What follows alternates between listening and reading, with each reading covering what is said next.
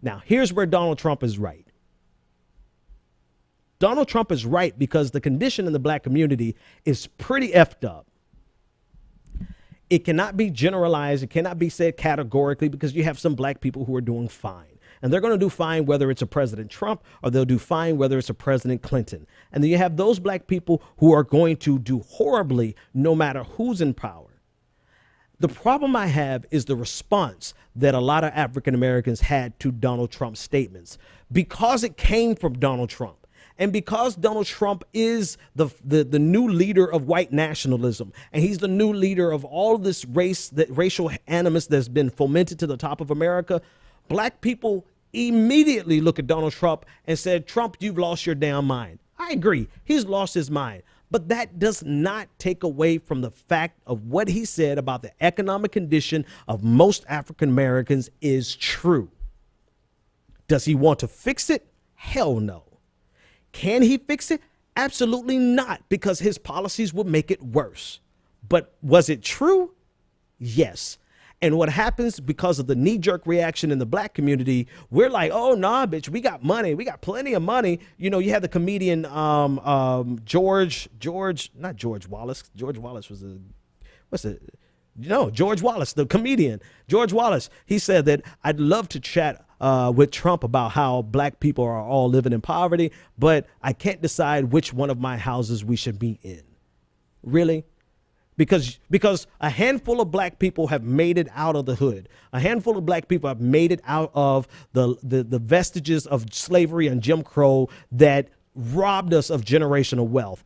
And if you don't have generational wealth, you have nothing to give to your children. If you have nothing to give your children, they are completely, utterly dependent on what they can build in their lifetime. And as we saw in the article last week, it takes 228 years for a black family to build the type of wealth that the average white family has right now. But because you have a handful of black people who are rich, we're going to turn a blind eye to all of the poverty in the black community. So while everyone was getting all hissy fit over what Donald Trump said, the fact of the matter is what he said was unfortunately pretty accurate. All right, so let me go over some of the data that I have here. And you can find these stats and figures on my timeline. I probably can do it from memory. So while we're complaining about Donald Trump, the reality of it is 27.4% as of 2014 of African Americans live below the poverty line. The poverty line is at $24,000 a year. That's for a family of four. So 27% of African Americans live beneath the poverty line of a family of four of $24,000 a year. Now, I want you to sit there and think about that more than a quarter of black people live below the poverty line. But according to most estimates, $24,000 a year is too low, right? $24,000 a year is based on a calculation formula that we've been using since the 60s, and it's not really representative of what poverty looks like or what economic struggle looks like in America. So the other number that we use is what's called 2 times the poverty line, which puts you at about $45,000, approximately $45,000 a year for a family of four. So at $45,000 a year for a family of four, it's starting to become the accepted measure of you're living in economic struggle, almost poverty, if you're below that, $45,000 a year. The median income for African Americans is $35,000 a year. That, my friends, means that over 50% of black people in America live beneath the standard of poverty in America. But everybody run around saying, nah, Trump, we got plenty of money. We got plenty. No, we do not. The economic situation for African Americans is pretty fucking bleak. And it has been so for it has always been that way. Do you realize that we've only had blips, just little modest blips of economic prosperity in the black community? And it's never a national thing. It's always pockets. You have little blips like Black Wall Street, where you had a couple of African-American millionaires back in the early 1900s. But as soon as we got that shit was robbed. and bombed out of existence. And so we have always been an economic subculture in the United States, one that has served the economic benefit of the United States. But now we have some rappers, we have some athletes, we have some actors, and we have some politicians. And all of a sudden, we want to ignore the fact that poverty is such a part of the black experience that as much as I can't stand Donald Trump, as much as Donald Trump is a racist SOB, Donald Trump was not lying. The worst schools in the world are in the black community. The solution is not charter schools, which is something that the Republicans want to bring in, and something a lot of neoliberals want to bring, Democrats want to bring in. But that doesn't change the fact that the black schools, the schools are still segregated, right? Schools are overwhelmingly segregated, not because of racial tensions, but because of property taxes and where you live. So yes, black people are poor. Over 50% of black people live below the poverty line, the 2 times the poverty line. Let's keep going. There's more data.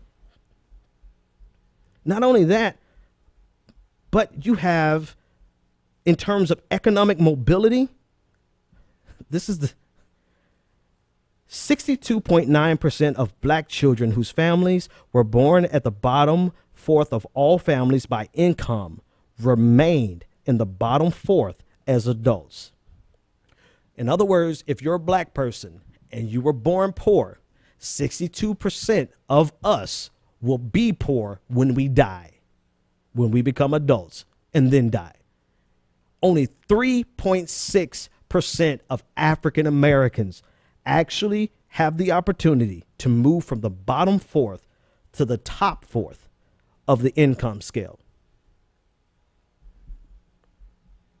As compared to, that's about 1/4. So that's 1/4 of the rate that white children are born in, right? So about 12%, about a little over 13% of white people born in the bottom fourth move up to the top fourth. Black people, 3.6%. But all the while, we have this pride. We have this pride. And so when we hear somebody like Bernie Sanders talk about black people living in the ghettos, we have this knee-jerk reaction to say, oh, no, you racist. No, you got a problem with black people because not all black people living in the ghetto. 50% of us are living below 2 times the poverty line. 28% of us are living in abject poverty, less than $24,000 a year. And I bring up all these numbers in the context of Donald Trump because as much as a repugnant piece of shit that he is, and he will be, even if he's president, he will be president piece of shit, right? But he wasn't lying here. He was not lying. He was not being genuine. In fact, he was being quite disingenuous, but he was not lying. The situation, the economic situation of black people is dire. But we have always allowed racial animus to keep us from unifying with poor white people to fight back against the structural forces that makes poverty systemic, that keeps us poor, that keeps us generationally poor, because we have this knee-jerk reaction to say, nah, bitch, we got plenty of money. And nah, Donald Trump, you're racist. Nah, Bernie Sanders, you're racist. Yes, Donald Trump is a racist, but what he said was absolutely true. And if we keep allowing a couple of rich black people to tell us that everything is fine, that we're going to keep only having 3%. I'm sorry, one more stat. 45% of black children are living in poverty below $24,000 a year. 45%, almost half of our children are living in poverty. Not the 45,000 mark that I said, but the $24,000 mark. You tell me, what the hell can we do as a community when half of our children are born into poverty? And we've got black leaders, black politicians, black comedians, black actors, black athletes running around celebrating all the money that they've got. And we're co-signing it because they've got some money, it means we got money. No, it means that they have interests that are not aligned with ours. And while we're so busy fighting with the wealthy and the affluent black community over race, When was the last time you saw them fight with us on Class? I'm out. The Benjamin Dixon Show is only possible with listener support. Go to www.thebenjamindixonshow.com to register for our blog, join the Progressive Army, and support the Benjamin Dixon Show. It's Ben Dixon! If you like this episode, be sure to share, like, and subscribe.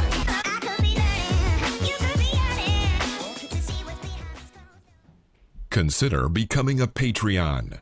Go to www.patreon.com/The BPD Show and support The Benjamin Dixon Show.